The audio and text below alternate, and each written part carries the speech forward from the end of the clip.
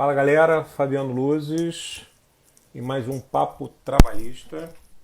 Deixa eu só organizar aqui o meu fone, porque está tudo embolado. Antes de mais nada, queria deixar um abraço a todos, desejar uma excelente semana.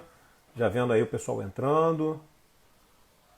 Deixando um beijo para todos, tá? Agradecendo aqui agora, né? A gente está começando aqui o nosso papo da semana, mas queria agradecer formalmente a todo mundo aí que nos honra com a presença, de estar acompanhando aí esse trabalho que eu e Marcos começamos numa brincadeira e que, né, acho que foi abraçado de uma forma tão carinhosa por todos aí e a gente está conseguindo gradativamente levar aí um pouco de debate. Mais do que debate, a nossa querida convidada já está na área, mas muito mais do que debate, a reflexão da importância de debater, refletir, conversar, papear sobre assuntos aí do nosso dia a dia, né? Eu vou chamar aqui, convidar a minha querida Bárbara para conversar sobre o assunto da semana que a gente vai começar. Um assunto importante, é um assunto que está na pauta, acho que da sociedade mundial, né? E acho que poucas pessoas são tão capacitadas para falar do assunto quanto a minha querida amiga Bárbara. Grande Léo Muti está aqui também, querido.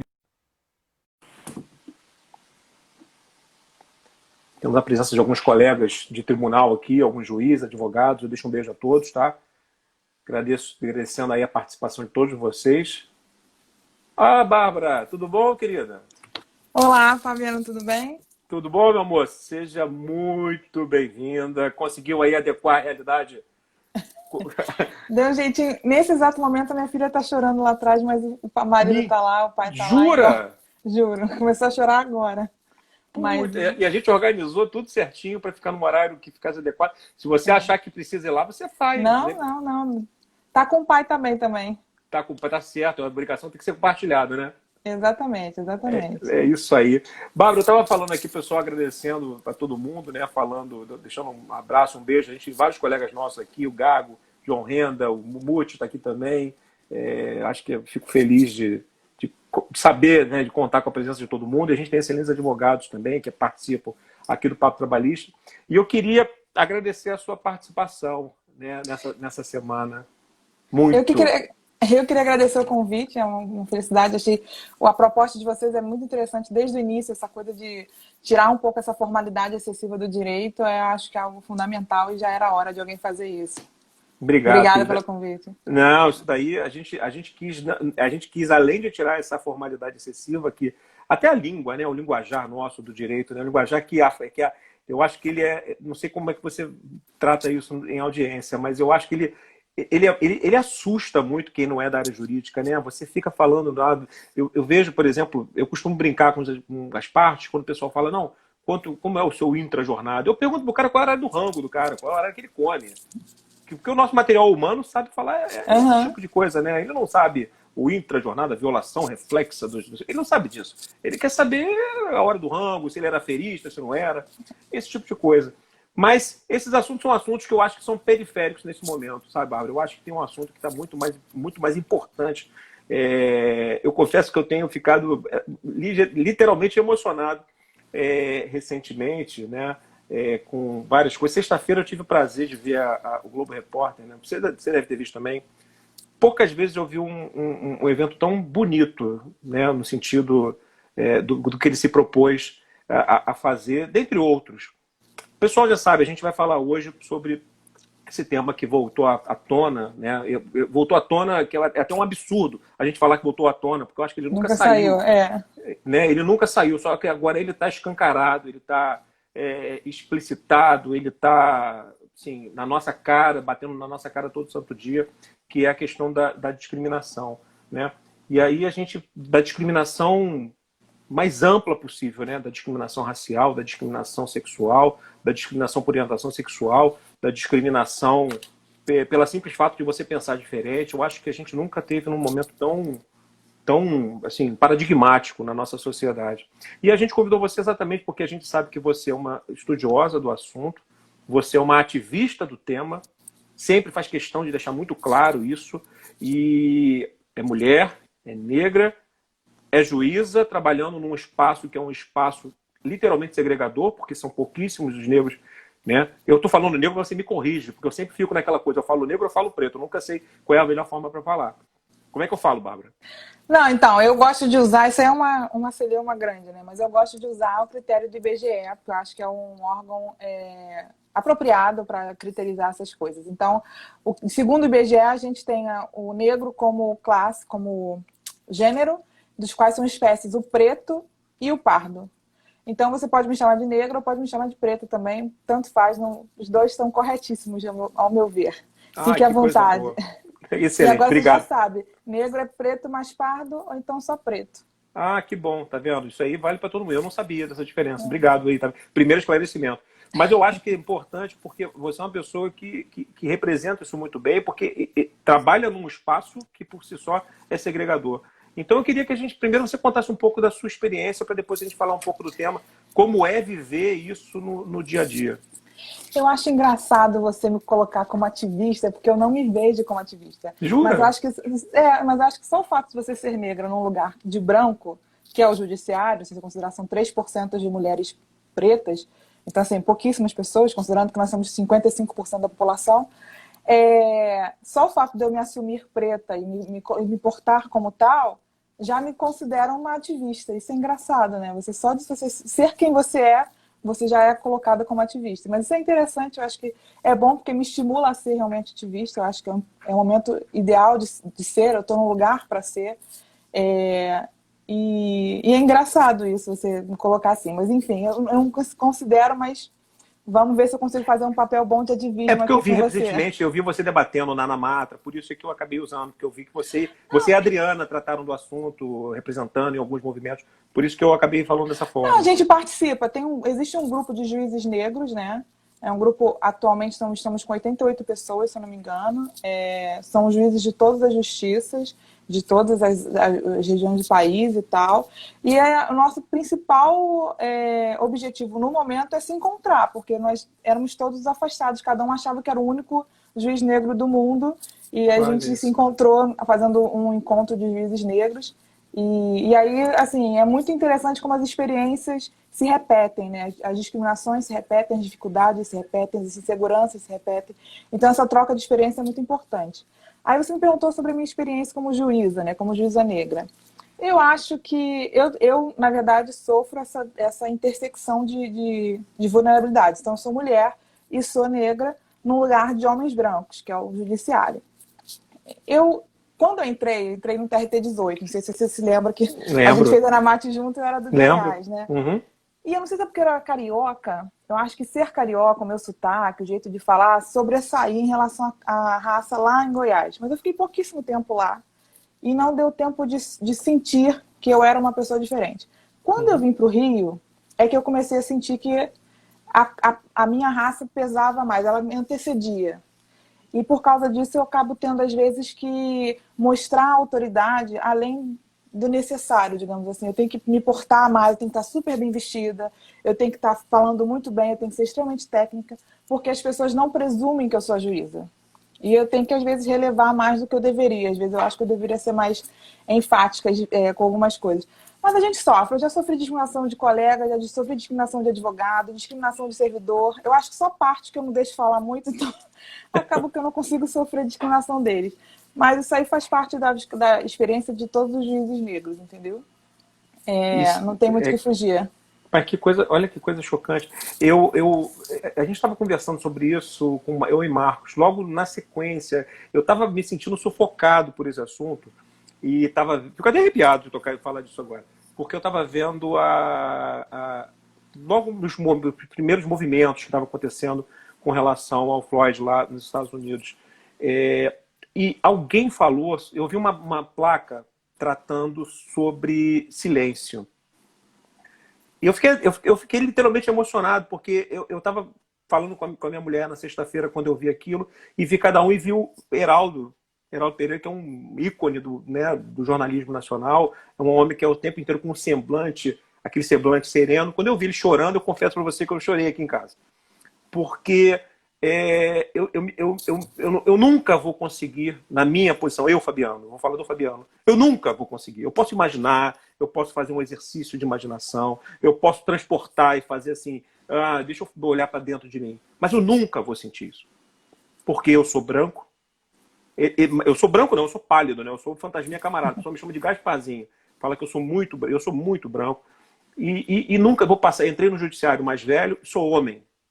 Então, assim, eu tenho 3 elementos que me trazem uma barreira de proteção que não deveria existir. Não deveria existir, né? E eu fiz uma reflexão quando eu falei do silêncio, porque eu confesso para você que eu fiz uma análise minha, pessoal. Assim, eu tô com 44. E eu comecei a olhar meus 44 anos de vida.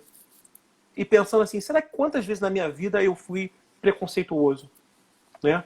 E aí é interessante porque a gente pode ser preconceituoso no agir, mas também na omissão. Quando você vê uma discriminação acontecendo do seu lado e você não faz nada. E eu fiquei pensando a quantidade de vezes na minha vida que eu fui omisso quando alguém estava sendo preconceituoso do meu lado, eu não falei nada.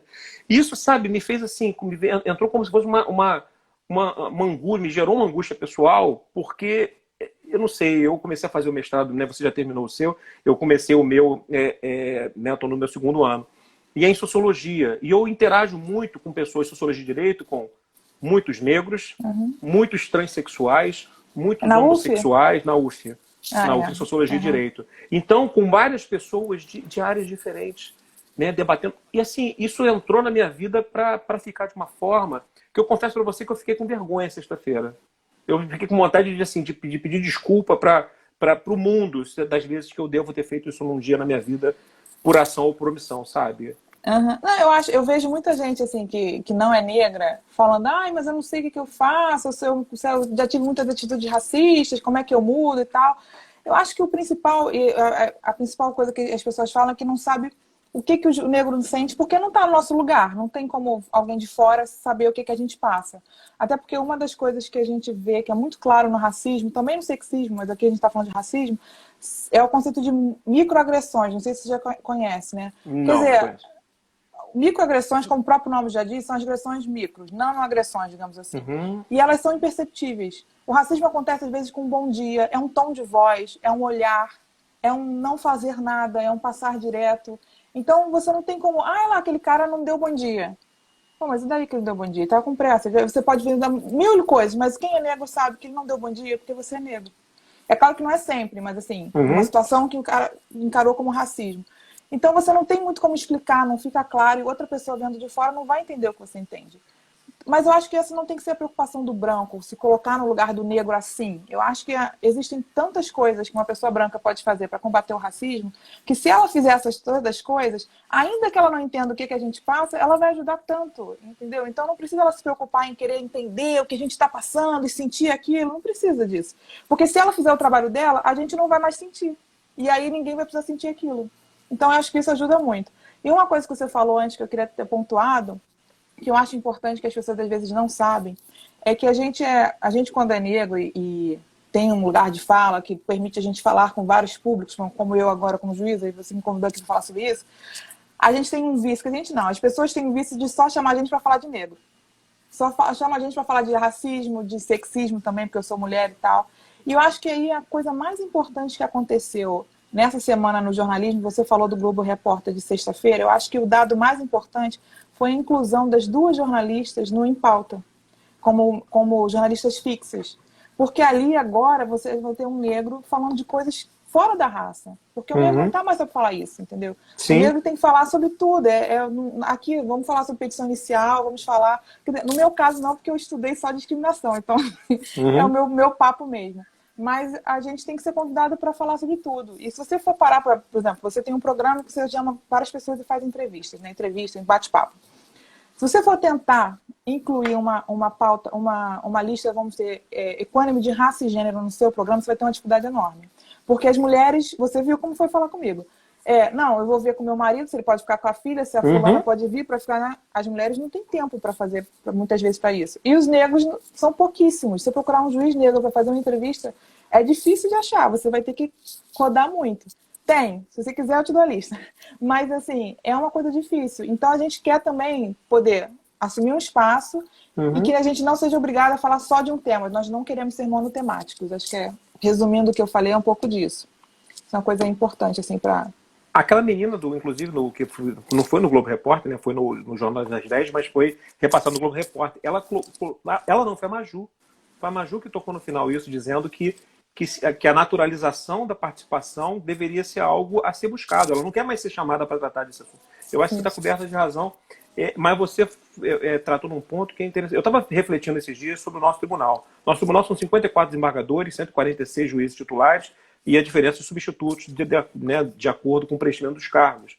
E eu comecei a pensar quantos juízes se enquadram nessa distribuição, né, estatística, digamos assim, né, em termos demográficos. Nós temos Adriana, nós temos você, nós temos Monteiro. Marcos Dias. Marcos Dias, claro. Como é que eu vou esquecer Marcos Dias? Óbvio, Marcos Dias. Marcos Dias, 4. Mas quem? Tem um rapaz novo que entrou nesse último processo de remoção, que eu acho que é Guilherme o nome dele. Exatamente. 5. E no segundo grau, ninguém.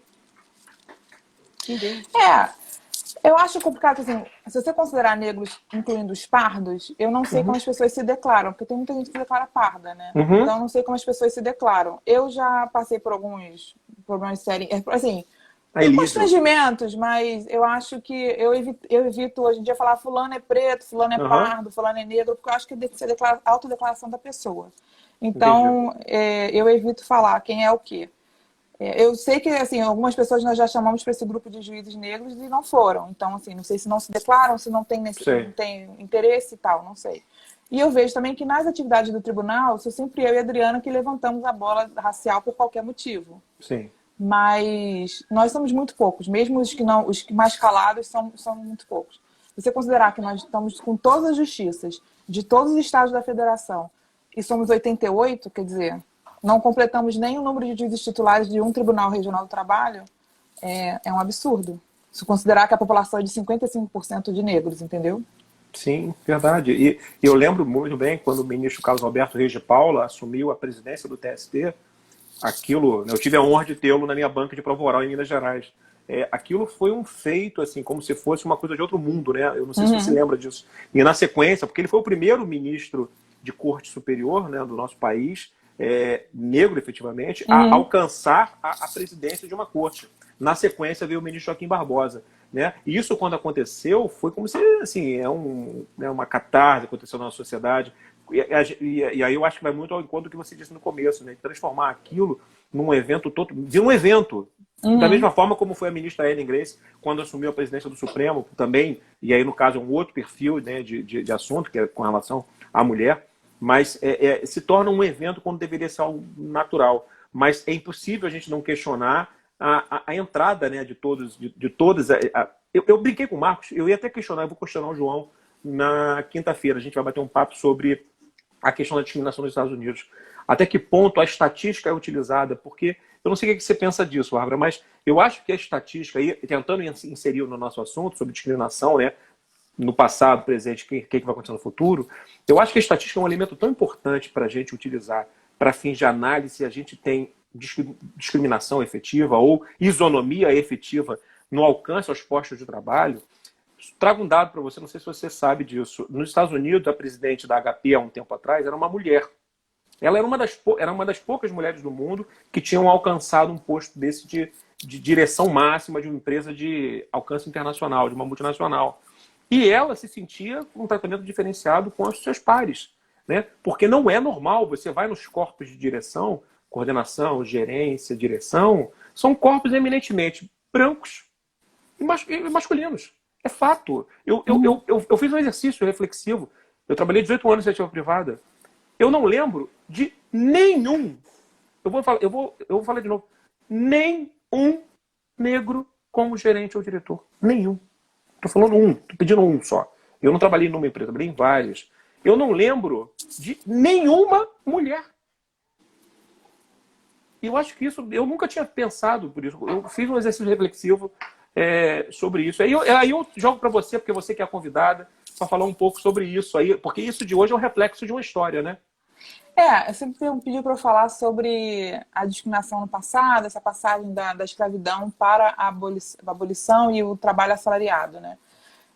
O que os historiadores apontam, né, como os três fatores principais para o mercado de trabalho que nós temos ainda hoje, que é um mercado segregado quanto à raça, são, primeiro, as chamadas, são medidas adotadas antes da abolição. Então, quais são essas três medidas que são apontadas como determinantes para o mercado que nós temos hoje?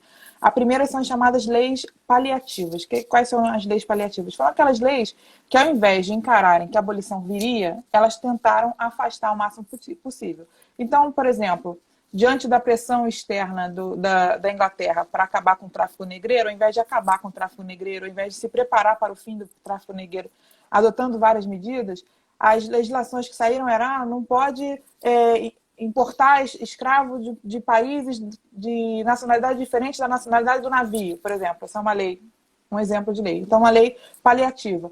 E quanto às pressões internas, como é que foram as leis paliativas? Foi a lei do ventre livre, a lei do sexagenário, são leis que tentaram, como vou dizer, postergar a vinda da abolição, ao invés de trabalhar com o dado que viria, que era a abolição. Ao invés de preparar o país para isso, que é mudar todas as estruturas do mercado de trabalho, estrutura da economia, estrutura da própria sociedade. O outro dado que é apontado também como determinante é a chamada lei de terra, porque naquela época as terras eram todas pertencentes à coroa. Mas algumas pessoas viviam como trabalhadores livres e tomavam posse da terra, e isso era permitido. Então, esse trabalhador livre com a sua família ficava tomando posse da terra e cultivava ali, enfim, produtos para a subsistência da família, então para fazer pequenos escambos. Eles viviam à margem da sociedade, mas viviam. E com a lei de terras, você só poderia adquirir terras ou possuir terras mediante pagamento à vista. Ou seja, essas pessoas passaram a possuir legalmente as terras da coroa. E por fim, a última medida foi a imigração. Vendo que a mão de obra estava acabando, a mão de obra escrava estava acabando, ao invés de você trabalhar com os escravos livres, optou-se por trazer trabalhadores da Europa. Então veio a imigração europeia. Essas três medidas fizeram com que, quando a abolição viesse, o negro estivesse completamente à margem da sociedade. Não foi preparado nada para esse escravo livre, não foi dado nenhuma compensação, não foi dado nenhuma um pedaço de terra para que ele pudesse cultivar no futuro, nada. Então, esse mercado que a gente tem naquela época é o mercado que nós temos hoje, que é um negro completamente à margem da sociedade, sem educação adequada, sem qualquer possibilidade de cultivar a terra, obrigado a aceitar trabalhos precários, trabalhos sem dignidade, trabalho sem garantias. E isso se reflete até hoje, porque até hoje não foi feito nada que mudasse a situação específica dos negros. É claro que um negro ou outro, uma família ou outra, conseguiu pequenos diferenciais. Então, você tem hoje já 88 juízes, por exemplo, negros, você tem um ou outro. A própria Forças Armadas foi vista por muito tempo como um meio de inserção do negro num status mais alto da sociedade, porque era uma possibilidade de você entrar novo, era um concurso, e aí você poderia chegar a general, a coronel. Ainda que chegasse só a coronel, já é um status diferente do que geralmente se esperava do negro. Então, assim, quando você me fala, o mercado do trabalho antigamente, para o negro, a discriminação, eu acho que foi essa invisibilidade do negro. O negro foi tratado como, então agora você está por conta própria, e não foi feito nada para ajudá-lo a se inserir naquele mercado, naquela sociedade em si, o que deixou a margem. E aí a margem da sociedade é a favela, é violência, é subemprego, é crime, e é o que a gente tem hoje por aí. A gente até conversou informalmente, né, Bárbara, que a própria CLT, quando veio em 43, ela, tudo bem, a gente não pode tirar o valor da CLT como um documento de garantia de direitos, claro, mas ela já nasce com um teor, ao meu juízo, eu acredito que pela conversa, eu acho que foi que você me transpareceu pensar igual, mas não, vamos ver aqui agora. Ela já nasce com esse condão discriminatório a partir do momento que ela segrega efetivamente da sua proteção domésticos, rurais, e aí vale a pena a gente voltar nesse corte temporal que você fez, né? A partir do momento da abolição, aonde efetivamente os negros atuavam, né? Dentro da casa, as mulheres, e no campo, os homens. Então, foi uma lei que, não, ao meu juízo, quando né? Tudo bem que a gente está passando aí 40 anos, mas ela tinha um endereço certo, me parece. Eu tenho para mim, assim, que a escravidão é ainda hoje, de certo modo, uma naturalidade no campo. O nosso perfil de escravo moderno é o homem preto, de média idade, negro, do campo. Diferente, por exemplo, do perfil de escravo da Europa, que é a imigrante, mulher, trabalhadora doméstica. Então aqui a gente ainda tem forças que dificultam a entrada do direito no campo, né? Mas isso que você falou, eu concordo plenamente. Eu acho que a CLT, ela fez esse corte racial, ainda que não conscientemente. Eu não vou nem acusá-la de ter feito isso conscientemente. Uhum. Eu acho que a invisibilidade do povo preto era maior. Eu acho que ele nem notou que estava fazendo isso. Deveria notar, não estou eximindo o legislador disso, não. Eu acho que... Mas não notou. E aí entra um tema que eu acho que, quando você fala de discriminação hoje e para o futuro, talvez a pedra de toque. Talvez a ferramenta que vai nos ajudar a sair um pouquinho disso, que é a ideia de discriminação indireta. E aí já tomando aquela ideia que você pegou de estatística. Porque na discriminação indireta, você dispensa, né, o agente da vontade, você dispensa a análise da vontade do agente. Então não importa se o sujeito queria discriminar ou não queria discriminar. O que importa é que ele discriminou. Então o que importa é o resultado daquela medida, daquela ação. Então se aquela medida, ainda que sem nenhuma má vontade, sem nenhuma má intenção, se aquela medida gerou desigualdade, gerou uma discriminação, gerou uma segregação de raça, de gênero, de qualquer coisa, ela é uma medida discriminatória e ela tem que ser cassada pelo direito. Isso é ótimo, porque acaba com aquela discussão, guerra dos homens. Mas eu não tive intenção, mas qual foi a subjetividade dele no momento da ação e tal. Não precisa mais disso. E por que eu falei que isso tem a ver com as estatísticas também? Porque geralmente a gente faz essa análise da discriminação indireta por meio de estatística. O MPT, ele em algumas ações civis públicas, ele demonstra, são civis, né? Não sei se eles usam esse instrumento ou outros, mas enfim, ações coletivas. Eles apresentam estatísticas para mostrar que os critérios, por exemplo, de promoção de uma determinada empresa são critérios discriminatórios, porque só promove branco. Então, ele pede aí reparação coletiva pela discriminação com os negros e determinação de outros critérios. Mas os critérios, se você for olhar, é objetivo. Assim, só quem tem curso, sei lá, vamos supor, um curso de especialização em Harvard. Sei lá, um exemplo. Só quem tem especialização em Harvard, a maioria é branco. Só Sim. Quem tem o dinheiro para ir, a possibilidade do arranjo familiar para levar e tal. Então, é uma coisa que, ainda que não seja intencional, ainda que você não perceba, segregou. Então, tem que ser uma medida cassada pelo direito, entendeu? Eu acho que a ideia de discriminação indireta é uma ideia fundamental para a gente caçar a discriminação hoje diante do racismo estrutural, entendeu? Entendi. É uma pena que nossos tribunais ainda são muito refratários à utilização desse elemento como elemento, pelo menos, assim, claro, a gente não vai dizer que a estatística... Eu até discordo do que eu vou falar, tá? Porque eu entendo que a estatística, ela é prova.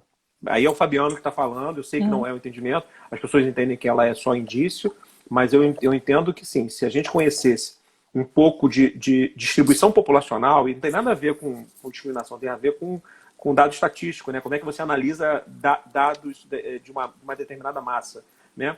Ela tem que estar representada em qualquer universo que você venha a estar, né? Você sai de um micro ou para ir para um macro e vice-versa. Aí eu estou fazendo ao contrário, eu estou saindo de um macro, que é um dado da nossa sociedade, qual é a distribuição, né? Seja por etnia, seja por masculino, feminino, seja inclusive por orientação também, a quantidade de eventuais transexuais ou de homossexuais, né? Só para você ter uma ideia tudo bem que a gente está aqui batendo um papo específico sobre um tema, mas eu tenho uma colega do mestrado, por exemplo, que ela é uma das grandes defensoras das causas transexuais.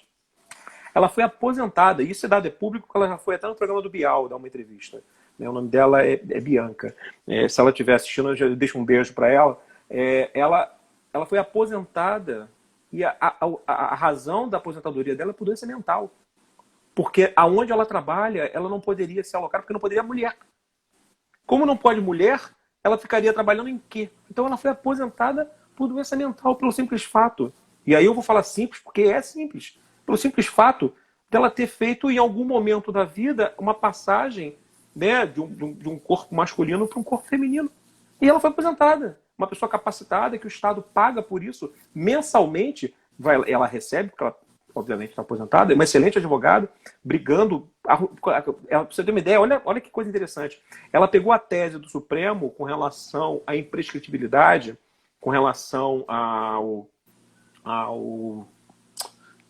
com relação, se não me engano, foi com relação ao crime de homofobia, porque foi equiparado, né, a racismo, para sustentar a imprescritibilidade, a imprescritibilidade da demanda dela pessoal, porque ela quer voltar a trabalhar. Porque na cabeça dela, isso é uma pauta de dignificação do trabalho dela e dela como pessoa. Então é muito bacana quando você vê pessoas expoentes assim, brigando. E por isso que eu acho assim, só voltando à questão da estatística, que eu entendo que a estatística é elemento de prova. Sim, não faz sentido matemático uma empresa não representar o nosso universo, a não ser que tenha uma coisa muito específica. Eu não acho que o judiciário seja em si refratário à estatística, não. Embora nós não tenhamos realmente uma formação apropriada para trabalhar com esses dados. Você gosta de números, todo mundo sabe que você gosta de números, mas em geral a gente não tem esse perfil de formação. Mas eu acho que a gente ainda é muito preso à ideia de que você só responde por aquilo que você deu causa conscientemente. Ou então você assumiu o risco. Assim, a ideia da responsabilidade objetiva rompe um pouco isso. Mas a ideia de discriminação indireta rompe completamente isso. Quer dizer que você vai responder por algo que você não tinha como... você não teve nenhuma ingerência não, mas que você não teve nenhuma intenção e que, a rigor, objetivamente, não está errado. Você não tem nenhum problema em promover só pessoas que fizeram um curso em Harvard. Não há nenhuma ilegalidade nisso. A ilegalidade existe a partir do momento em que isso traz uma consequência. Qual é a consequência? A desigualdade. E eu acho que a gente consegue superar isso se a gente entender realmente o que é a ideia de racismo estrutural. É uma palavra que está até na moda, né? Todo mundo fala, racismo é estrutural. Mas pouca gente sabe o que é isso. Quando a gente fala racismo estrutural, está falando o quê? Que o racismo está na estrutura da sociedade. O que significa isso? Significa que a forma como a sociedade opera, o normal da sociedade, é o racismo. Então você não pode, teoricamente, culpar alguém por ser racista se isso é o normal. Se o racismo está na estrutura da sociedade, como é que a pessoa vai ser culpada, vai ser apontada se ela está fazendo o que é normal? Se aquilo que ela faz é o que quase incentivado, às vezes, a ser feito. Então, o que a gente está querendo apontar é que a gente tem que mudar as estruturas da sociedade. Então, a gente tem que entender que, ainda que a pessoa siga as estruturas da sociedade, ela tem que responder pelas consequências de quando ela gera desigualdade.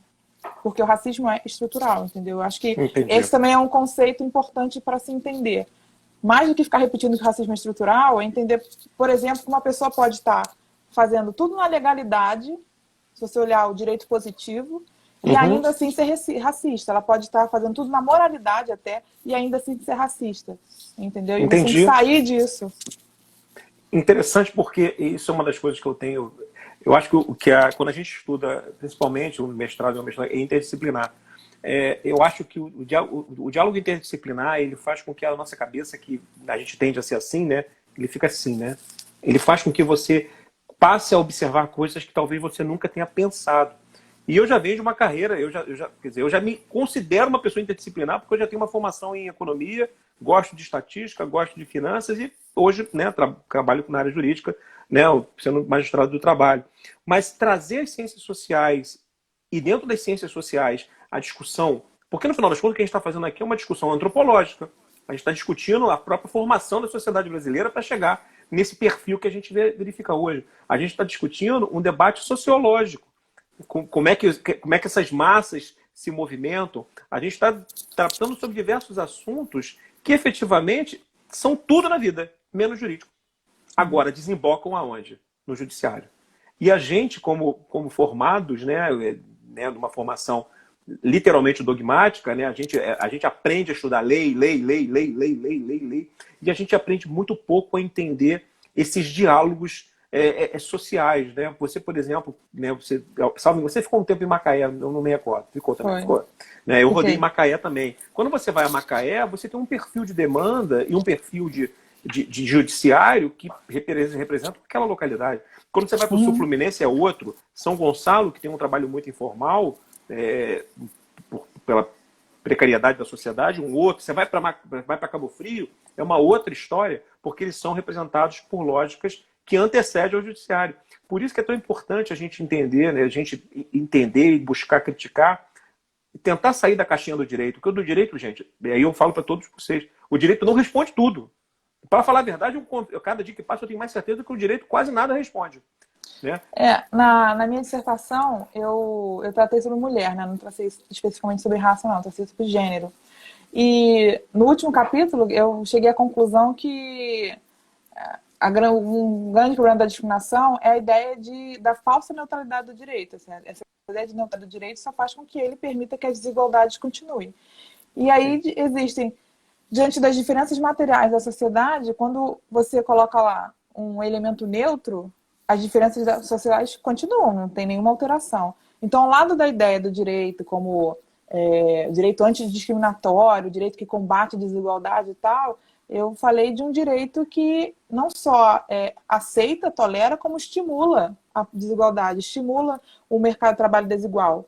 Então, eu acho que isso também se aplica à raça, porque o direito faz vista grossa à desigualdade, ao fato de que só pessoas brancas têm mais chances, pessoas brancas têm mais condições materiais, têm mais oportunidades.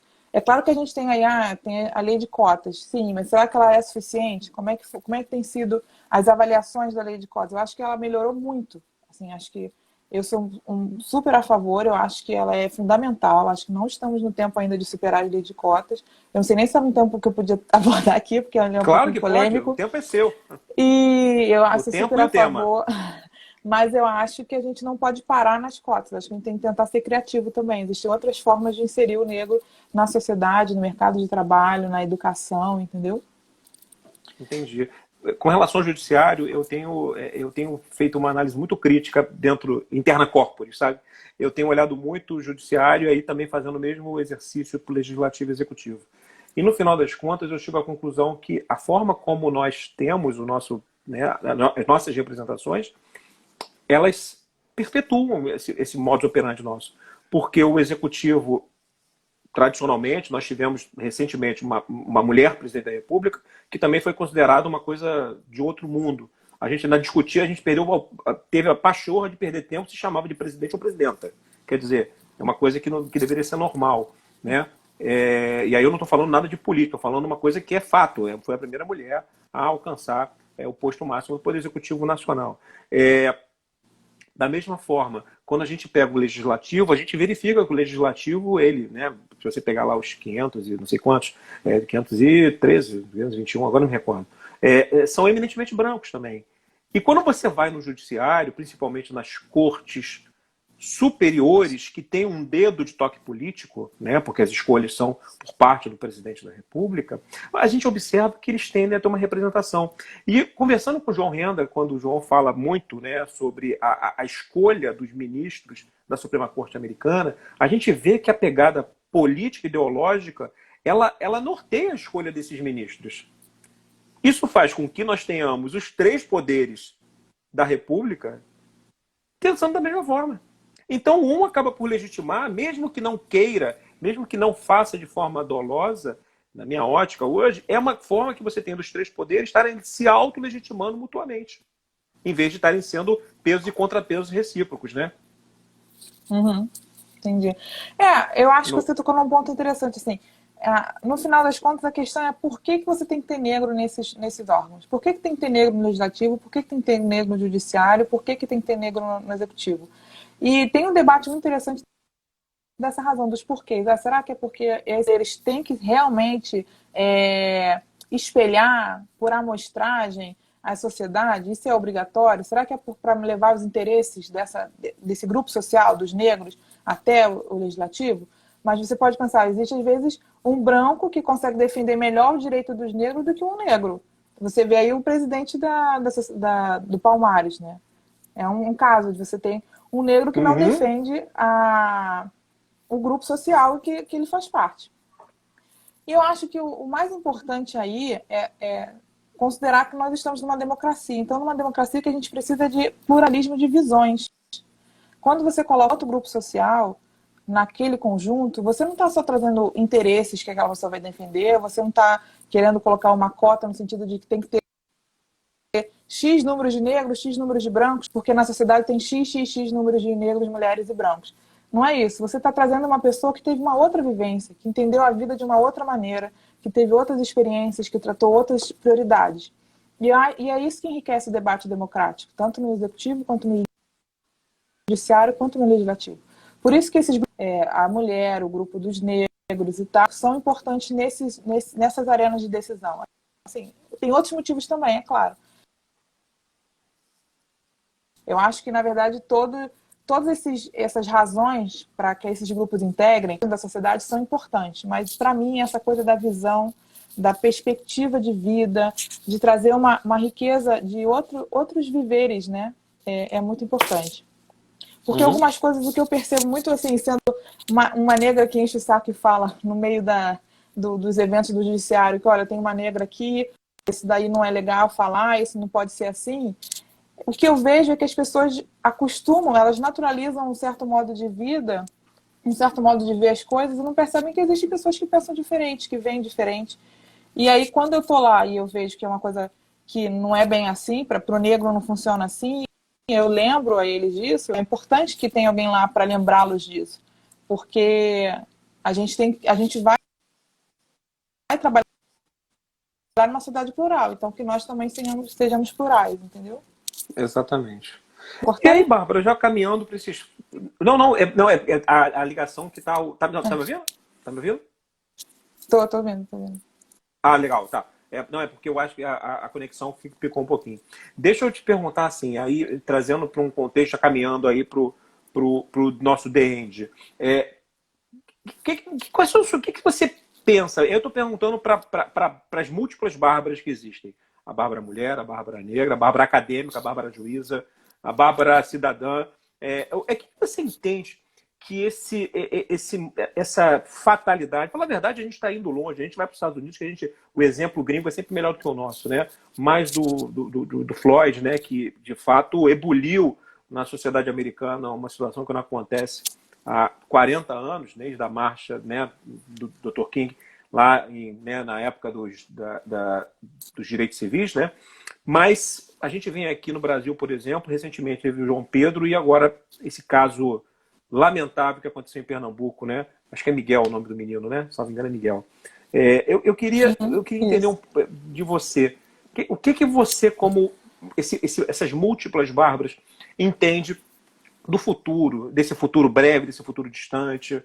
O que você acha que esse conjunto de situações que estão acontecendo na nossa sociedade podem fazer com que a gente reflita para um olhar diferente, e um olhar diferente, mentira, para um olhar normal. Eu vou até refazer minha frase, para um olhar normal sobre isso. Eu sou uma pessoa razoavelmente otimista, então eu acredito que as pessoas são boas e que a felicidade existe, que a luz do fim do túnel está perto. Então, eu acho que a gente tem agora tristes, que não são os primeiros, a gente já teve acontecimentos absurdamente tristes e oportunidades, mas eu acho que nós temos agora um momento em que as vozes podem se levantar e que vão encontrar, ao se levantar, brancos com corações abertos. Eu acho que isso não é uma mudança na postura dos negros, na postura dos brancos. Assim, eu nunca vi tantos amigos meus brancos falando o que eu posso ler, o que eu posso, para que eu consiga entender e me tornar uma pessoa melhor, eu acho. Então, por isso, nós temos aí uma oportunidade. E eu espero que nós estejamos prontos para aproveitar essa oportunidade. Eu estava conversando com uns amigos na semana sobre as demandas, né, para fazer live, para falar. Muito cansado. Mas eu não acho que a gente possa se dar o luxo de perder esses lugares para falar, de perder essas oportunidades, porque a gente precisa aparecer. Aparecer tem que mudar para uma sociedade realmente mais igual, porque só quando for bom para todo mundo é que vai ser realmente bom, entendeu? Então, da OIT, que é bem romântica, né? Que não há paz duradoura sem no condomínio de luxo, se tem alguém na favela passando fome. Isso não vai durar. E eu acho que a gente tem aí um momento para essas reflexões. Eu espero que a gente consiga um bom e, enfim, refletir sobre isso. Aí, nesse ponto, eu até ia sugerir algumas reflexões, assim, para o pessoal que está assistindo e tal. Se tem muita gente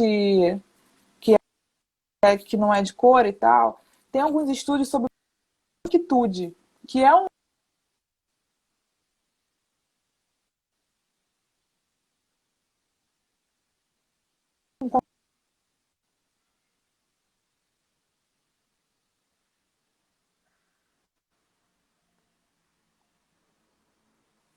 E Bárbara, travou. acho que são muito interessantes. Tem um estudo, por exemplo, de uma dela, em que ela fala o que é ser branco. E ela pergunta para várias pessoas o que uma pessoa, ela pergunta para dois moradores de Teu áudio está rua chegando o atrasado. que é ser branco. Um Aham. é negro, o outro é branco. E o branco fala assim, ser... Você está me ouvindo? Opa, agora voltou. Então, morador de rua branco, o que é ser Aham. branco? E ele fala, ser branco é poder, desculpa o linguajar, fazer minhas necessidades no shopping. Por quê? Porque ele, sendo morador de rua, o amigo dele negro não é admitido a entrar no shopping. Mas ele que é branco, apesar de ser morador de rua, pode. Então, mesmo quando você está despido de toda a materialidade materiais, você mora na rua, ser branco é um patrimônio que é uma reflexão, acho que muito interessante. Que vocês podem fazer independentemente de saber como é que o negro se sente quando é discriminado, entendeu? Entendi. Entendi. Pô, Bárbara, eu acho que esse tipo de assunto é um assunto que a gente tem diversas derivações, a gente não vai conseguir esgotar esse assunto todo, até porque a gente está vivendo esse assunto desde 1888 e até hoje a gente debate sobre isso de uma forma talvez não adequada, não sei. Mas assim, eu acho que o grande barato, eu acho que o X da questão aqui da nossa conversa é despertar para todos nós a necessidade efetivamente de refletir num presente barra futuro diferente. Né? Eu acho que a gente chegou no patamar e o mundo está ebulindo nesse assunto, né? No sentido de que, como está, a gente não se pode mais aceitar esse tipo de postura, não se pode mais aceitar aquelas banalizações que a gente vê nos estádios de futebol da Itália, no estádio de futebol da França, que são coisas que, a gente, assim, que causam repulsa, mas é uma repulsa que a gente, no final das contas, aceita, porque nada é feito para combater. Né? A gente fica todo mundo triste, chorando, me engano, mas não se faz nada de concreto, né, para combater isso. Aqui no Rio, por exemplo, né, de uma forma geral, eu costumo muito brincar com o Marcos sobre futebol, mas no futebol a gente acaba utilizando isso, e eu vi tratando desse assunto eu acho que foi numa live, não me recordo. A gente acaba caracterizando o flamenguista, né? Você acaba trazendo uma conotação do negro pejorativa para o flamenguista e uma conotação de homossexual para o tricolor. Quer dizer, que são coisas, e eu vou parar só nesses dois, porque fica entre eu e Marcos, que não pode mais ser aceito. Não dá mais. Quer dizer, a gente tem que pensar muito sobre esse tipo de conduta, sobre as posturas. E eu vou citar aqui a filósofa Débora Seco, né? Eu vi a Débora Seco falando no programa da Tata Werneck, você vê como é que eu estou na quarentena. Mas ela falou uma coisa muito legal. Pais de meninos criem homens feministas. E eu acho que vale para todos nós. E aí eu vou exponenciar o que ela disse, né? Todos nós criamos pessoas que não tenham essa raiz discriminadora tatuada no nosso peito, na nossa alma. Eu acho que fica essa lição aí para todos nós. Ou essa reflexão, né? Quem sou eu para estar dando lição para alguém? Mas eu acho que a reflexão vale a pena, né? Sem dúvida. Só porque eu vi alguém perguntando, o estudo que eu talvez tenha cortado é estudo sobre a branquitude. Eu não sei se deu para ouvir. Cortou na hora. Estudo sobre a branquitude, isso. É um tema interessante que as pessoas geralmente desconhecem. E legal. Temos tempo ainda? Temos mais 12 minutos. Bárbara, eu deixo você à vontade para você falar o que você quiser. Porque eu acho que tem dois temas, dois institutos, na verdade, que eu acho importante a gente tratar quando trata de raça. Tá. O primeiro, na verdade, não é um estudo específico da raça, eu tratei ele quando abordei gênero, que é a transversalidade, o princípio da transversalidade. O princípio da transversalidade, ele fala que, no caso do gênero, mas eu vou aplicar ele para a raça, a raça está em absolutamente todas as questões. Todas as questões devem ser analisadas sob uma perspectiva de raça. Significa o quê? Se você é juiz e você vai julgar um caso envolvendo salário, você tem que considerar a raça, você tem que ver como a raça influencia naquele salário, naquela relação de emprego, naquela relação entre as pessoas. Se você for tratar, não sei, assédio sexual, você tem que olhar a raça. Uma dispensa, você tem que olhar a raça. Como se você for executivo, fazer uma medida qualquer, por exemplo, agora a gente está na pandemia, as mortes negras são maiores do que as mortes brancas. Por quê? Porque nós somos grupos de risco, empregada doméstica, nós somos entregadores, nós somos técnicos de enfermagem. Isso tem que ser analisado quando você for fazer um gabinete de crise e você for dar medidas contra a crise. Você tem que entender que a pandemia e o vírus possuem efeitos diversos conforme o grupo social. Esse é um princípio.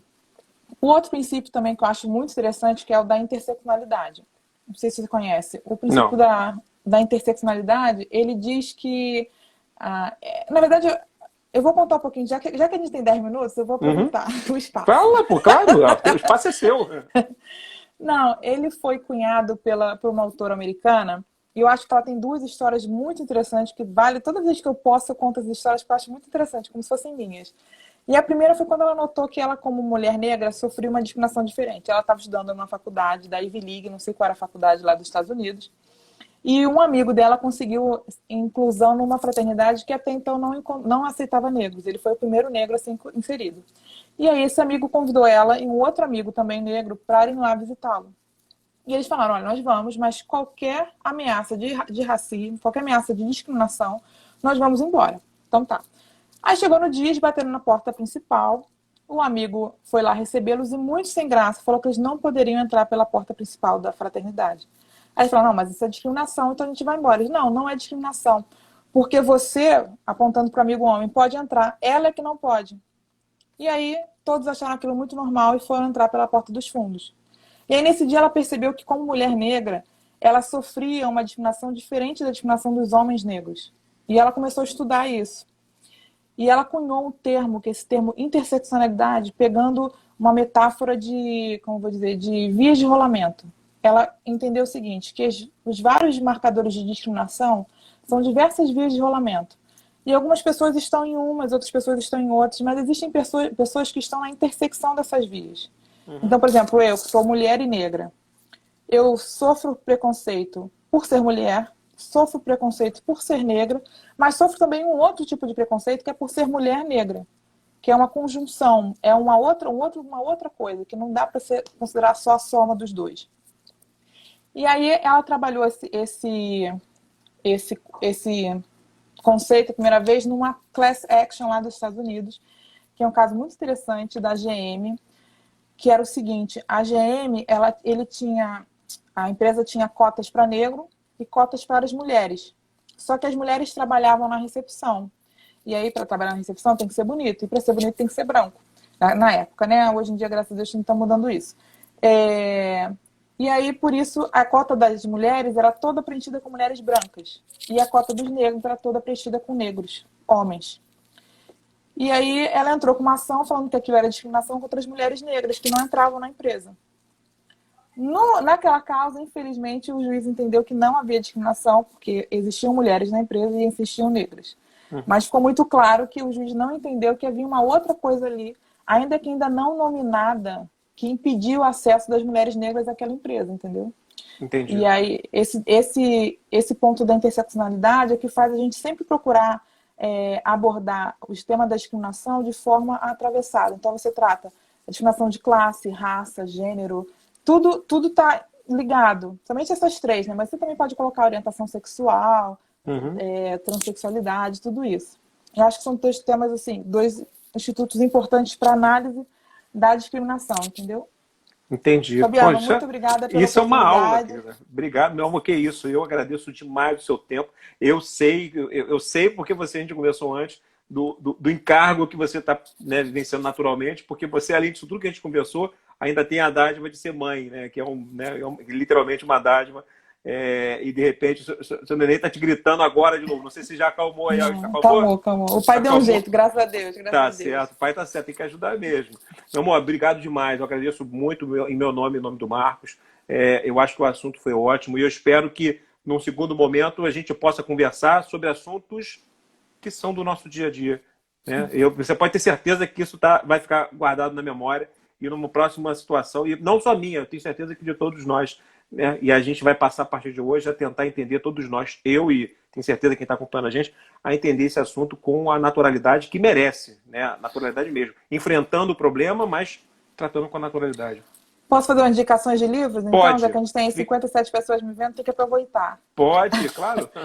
Tem uma coleção, chama-se Feminismos Plurais, que são vários autores negros falando sobre várias coisas, como eu falei, de forma interseccional. Então tem raça, tem classe, tem gênero, tem tudo. Qualquer livro dessa coleção é ótimo, são livrinhos pequenos de bolso, custam R$ 20, você encontra por 15 a R$ 20. Se você for um leitor rápido, você lê em 4 horas um livro. E tem uns que são assim pérolas, do tipo o Racismo Estrutural, do Silvio Almeida, você tem Racismo Recreativo, do Adilson Moreira, são livros, O Lugar de Fala, da Djamila Ribeiro, são livros essenciais para quem quer começar, pelo menos, a pensar um pouco essa questão da raça e do gênero. Eu indico todos eles, uma leitura super agradável, rápida e muito, muito instrutiva. Bacana, querida. Obrigado, Bárbara, mais uma vez, obrigado. Mais uma vez agradecendo Obrigada, meu nome do Fabiana. Marcos. Tempo tá sempre, o espaço aqui vai estar sempre à disposição quando você entender importante, quiser falar algo, quiser divulgar algo, divulgar alguma pesquisa, fica à vontade, o espaço é seu. Muito obrigada pelo convite mais uma vez. Tchau, gente. Valeu Tá mesmo. bom, meu amor. Um beijo, gente. Beijo a todos, tá? Obrigado pela participação de todos. Lembrando que essa semana a gente tem um monte de coisa ainda para conversar, hein? Acompanha lá, já tá tudo publicado lá, a rotina aí, a agenda de lives. Tá bom? Começando brilhantemente com nossa amiga Bárbara. E aí, na semana, a gente vai ter Berthier, João Renda, nós vamos ter Fábio Vilela, Ivan Garcia. Tem um monte de gente para conversar. Tá bom? Meu amor, beijo para você, tá bom? Tchau, beijo. Tchau, gente.